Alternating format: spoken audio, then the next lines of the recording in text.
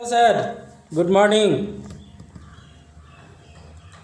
प्यारे बच्चों, मैं आप लोगों को जब भी बेटा पढ़ाने के लिए खड़ा होता हूँ तो हमेशा आपके स्वास्थ्य की चिंता रहती है। मैं अपने भी स्वस्थ रहने की कोशिश करता रहता हूँ कि भाई, और अभी जो देखता हूँ डर का माहौल है, चाहे वो हर जगह हो।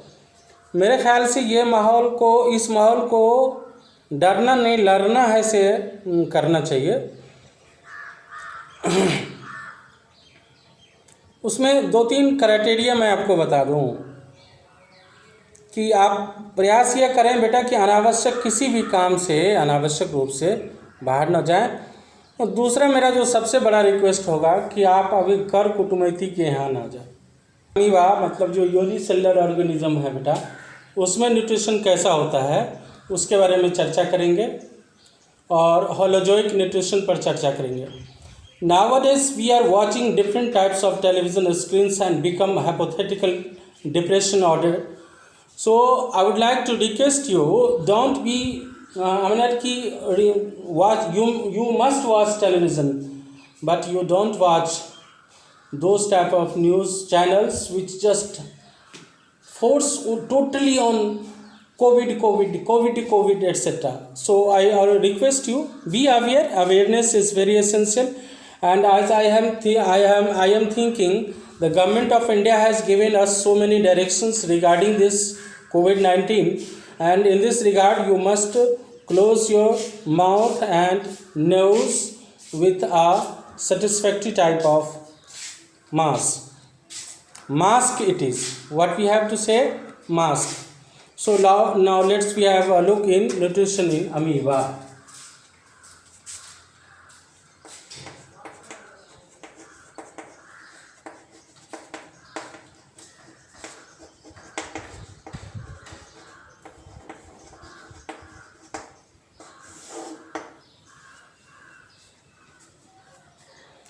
As we know that amoeba is a unicellular organism.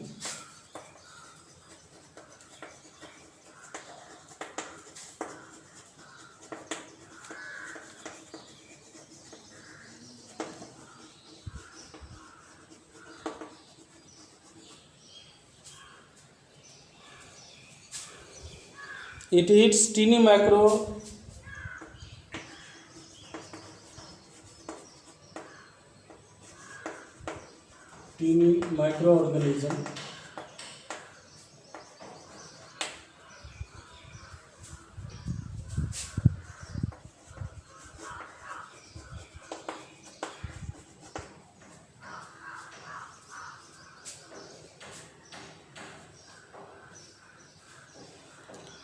as food.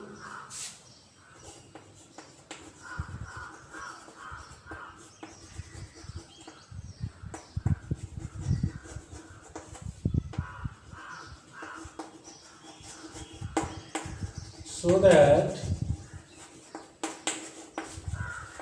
amoeba is a holozoic nutrient.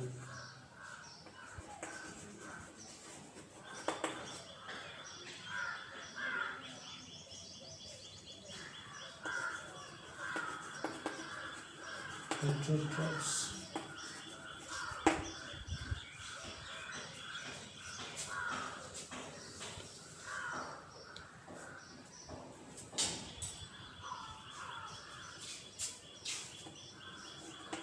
Phagocytosis,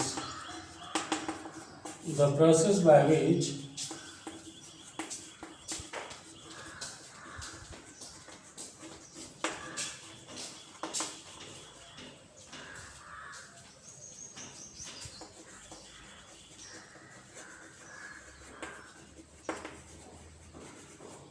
inhale food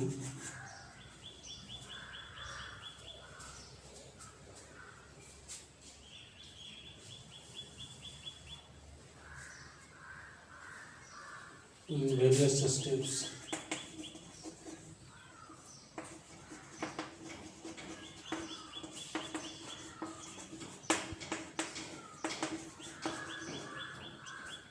Is known as is the phagocytosis.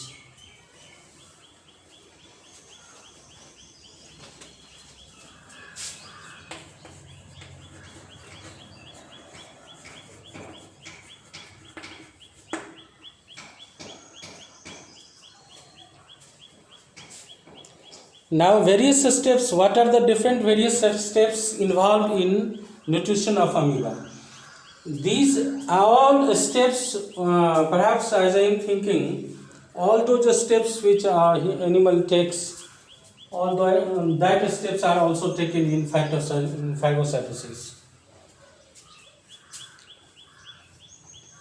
The various steps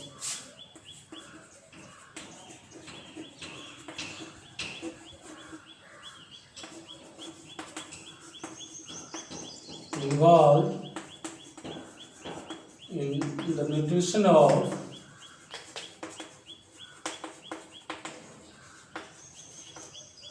amoeba are ingestion, digestion, assimilation,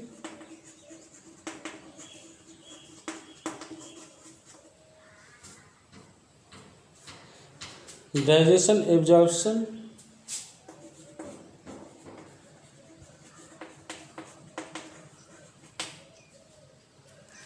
and digestion.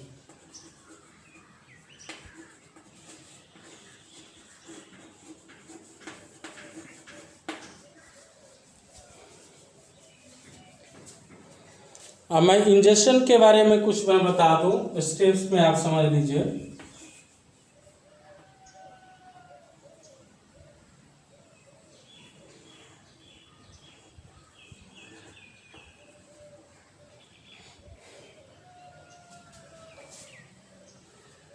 दूसरा step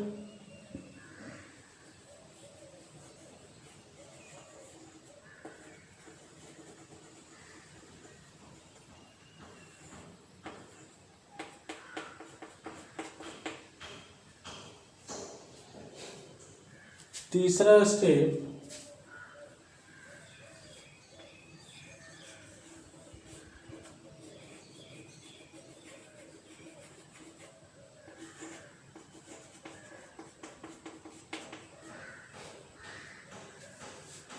चौथा step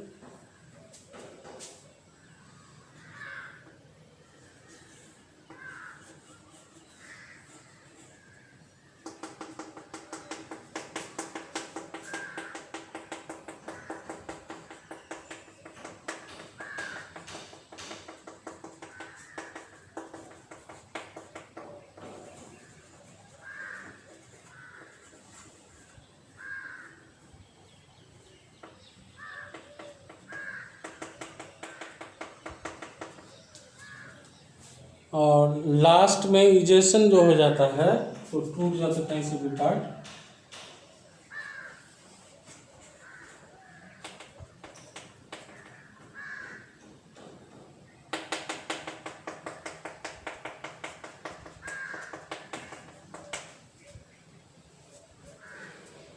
देखिए ये mouth है, pseudopodia part. Amoeba actually it is a unicellular organism, so it has not a fixed shape. It has no fixed shape. यहाँ देखिए ये मैं आपको दिखा रहा हूँ फूड, ये है फूड जो गोलाकार वस्तु है और उसको मतलब उसके अंदर न्यूक्लियस है एक जो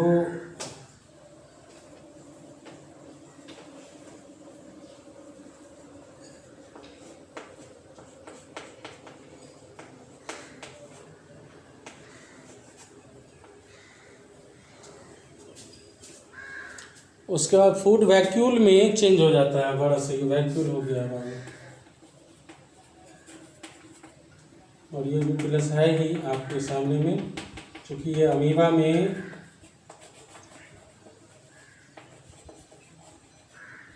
अमीबा को कोई डिफरेंट शेप नहीं होता है, और ये जहाँ से ये अपना मुंह बनाता है उसको हम लोग सेडोपोडिया के नाम से जानते हैं। तो यहाँ पर चूंकि वो भोजन को इन करा रहा है तो इसका नाम हो गया इंजेशन।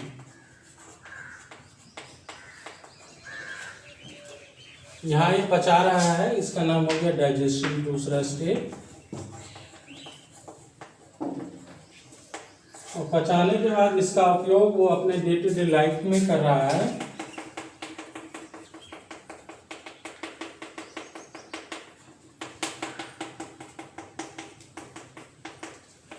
इसको कहते हैं एब्जॉर्प्शन।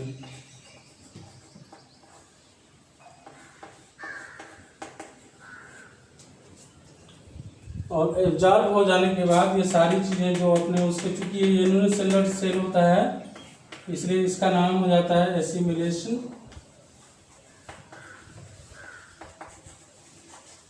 इसके जो ब्लड वेसल्स होंगे उसमें ये हो जाता है। और इसके बाद ये जो मटेरियल होता है उसको एक्सक्रीट कर देता है। तो ये amoeba can reproduce dividing into 2 daughter cells, और ये आपको धीरे धीरे पार्ट्स को एब्जॉर्ब करता है। तो ये फूड एब्जॉर्प्शन के बाद एब्जॉर्प्शन का जो मौत होता है वो उसको वो पार्टिकल्स को स्वीप कर देता है वाटर के रूप में। ये एक्सक्रीट कर रहा है, ये एक्सक्रीशन कहलाता है बेटा। तो ये सारे स्टेप्स मैं इससे पहले भी बताया था, इसलिए ये इम्पॉर्टेंट स्टेप्स थे आपके। चलिए अब हम लोग चलते हैं nutrition in multi cellular organisms पे।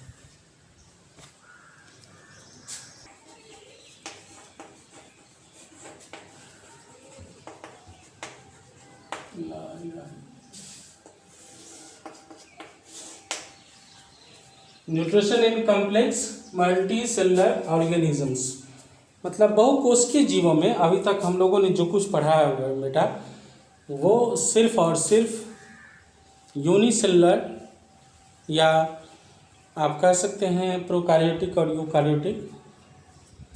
यूनिसेलुलर ऑर्गेनिजम्स में आपको न्यूट्रिशन कैसे होता है। अब यहाँ पर हम लोग जो कॉम्प्लेक्स है, जैसे हम लोग हुए जटिल है, इसके अंदर इस जटिलता में न्यूट्रिशन का प्रोसेस कैसे है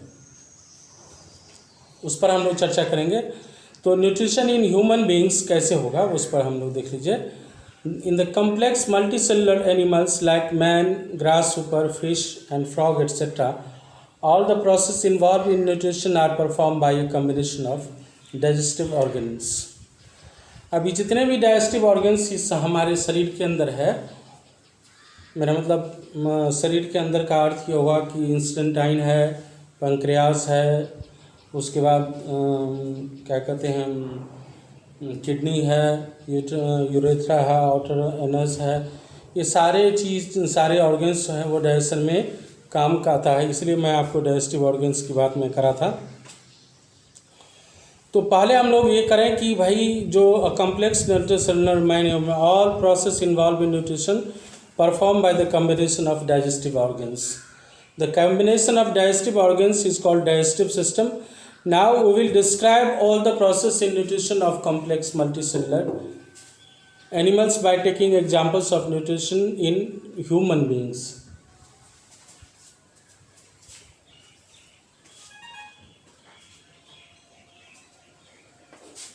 All the combination of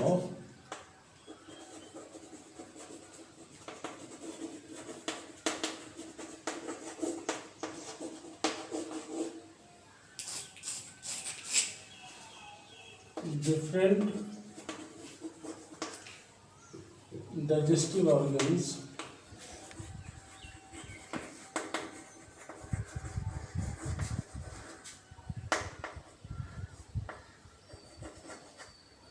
or a digestive system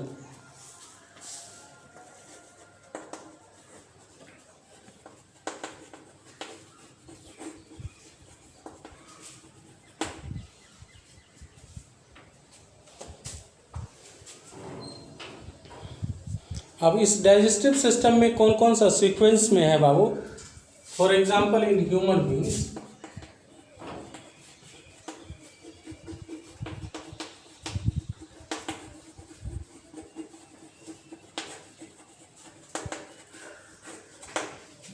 सबसे पहले माउथ से शुरू करते हैं। माउथ, ऑसोफेगस,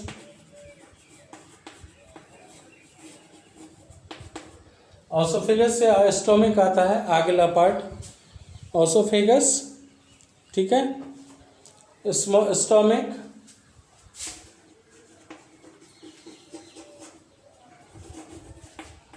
स्मॉल इंटेस्टाइन,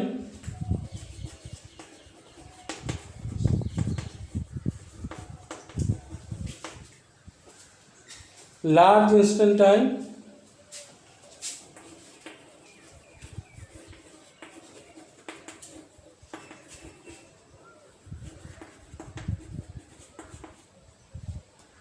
और उसके बाद हमारे पास में जो इंस्टेंटाइन के बाद आ जाता है, इसके बाद एनस, एनस के बाद डिफरेंट ऑर्गन्स बाहर आ जाता है। अभी आप हमारे पास में जो डाइजेस्टिव जूसेस जो जिस ग्लैंड से स्क्रीट होगा, उन ग्लैंड्स के बारे में हम लोग कैसे जानते हैं। डिफरेंट डाइजेस्टिव जूसेस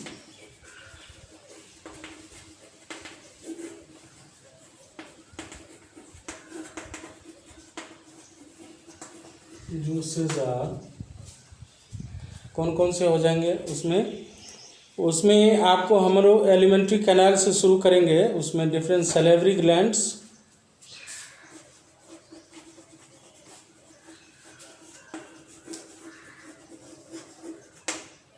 लीवर, पंक्रियास,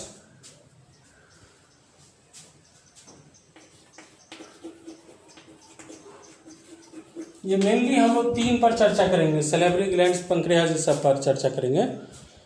और human alimentary canal which run from mouth to anus is about 9 meters long tube, and human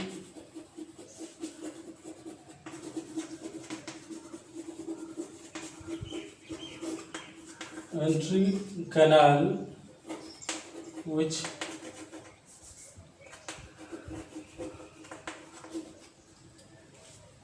starts from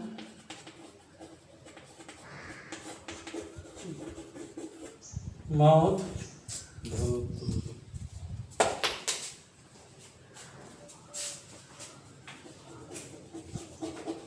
and ends at anus is of 9 meter long. It plays a very vital role in the human beings. Now I have already described in all different stages what are these: ingestion, digestion, absorption, assimilations, accumulations, उसके बाद excretions, reproductions etc. reproduction in another point, ingestion, digestions, और उसके बाद digestive जो भी organs है उसको हम लोग विस्तार से चर्चा करेंगे एब्जॉर्प्शन एलिमिनेशंस में, उसका डेंटल कैविटीज आएगा। तो मैं आपको ये बता देना चाहता हूँ कि हमारे पास में जितने भी ऑर्गन्स हैं, खासकर वो जो डिफरेंट ऑर्गन्स है, उस पर 4-5 चीज़ जो मैंने अभी लिखा है, वो शुरू में डिफरेंट स्टेप्स क्या होंगे। डिफरेंट स्टेप्स होंगे बेटा। सबसे पहले होगा इंजेक्शन,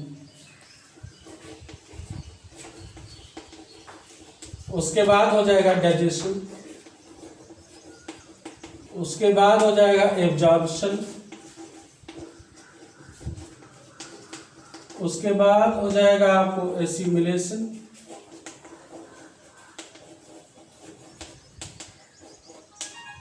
उसके बाद हो जाएगा आपको एक्सक्रीशन या इजेशन। ठीक है, इसमें हम लोग इंजेक्शन में माउथ आ गया, डाइजेशन में इंस्टेंटाइन और क्या कहते हैं स्टोमिक आ गया। एसिमिलेशन में क्या है कि लार्ज जो इंस्टेंटाइन से में जो जाता है, तो लार्ज इंस्टेंटाइन जो है वो सबसे छोटा होता है, मोटा होता है। उसमें एक वाल्स होते हैं जो सीधे आपको ब्लड स्ट्रीम्स के साथ जुड़ा हुआ रहता है, वो एसिमिलेट होकर के ब्लड के डिफरेंट सेल्स तक ये पहुंचाता है और ये सेल एनर्जी के रूप में इसे यूज़ करते हैं। ठीक है, तो चलिए बेटा, आज के लिए बस इतना ही। नेक्स्ट क्लास में हम आपको इसमें डाइजेस्टिव ऑर्गन्स के जो डिफरेंट फंक्शंस हैं उस पर हम लोग चर्चा करेंगे, और वो जो लास्ट हो जाएगा। तो मैं आपसे रिक्वेस्ट करता हूं कि बेटा, आप से मेरा हाथ जोड़ के विनती है कि आप जो है डरे नहीं, सिर्फ परहेज रहें।